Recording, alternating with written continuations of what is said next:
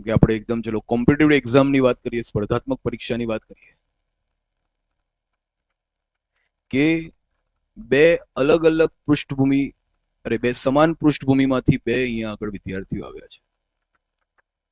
Okay, સમાન પૃષ્ઠભૂમિ છે, ઇક્વલ છે.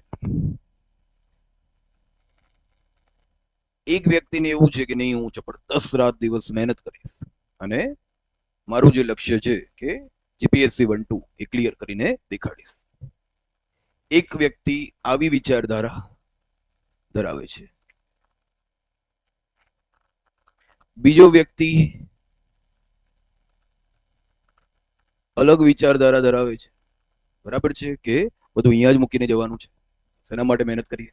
ઓકે, તો બાવો બેઠો ચપે, જે આવે ખપે, અથવા જીવનનું લક્ષ્ય શું છે? માંગીને ખાવું, મંદિરે મસ્જિદે સુઈ જવું. એટલે બધું જીવનમાં અહીંયા જ બધું મૂકીને જવાનું છે, શું કરવા મહેનત એટલી બધી કરે? તો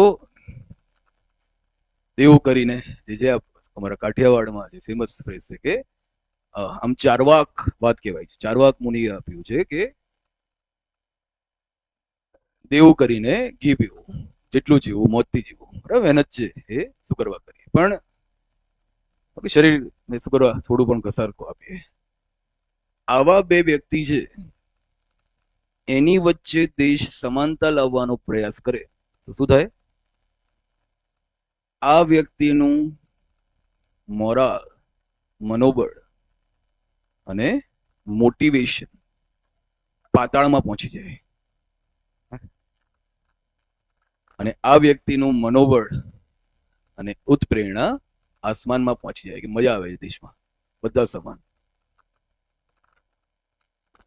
બરાબર છે. તો દેશમાં અગર સમાનતા જબરદસ્તી લાવવાની કોશિશ થાય તો દેશની આખી ઇકોનોમી સમાપ્ત થઈ જાય. કારણ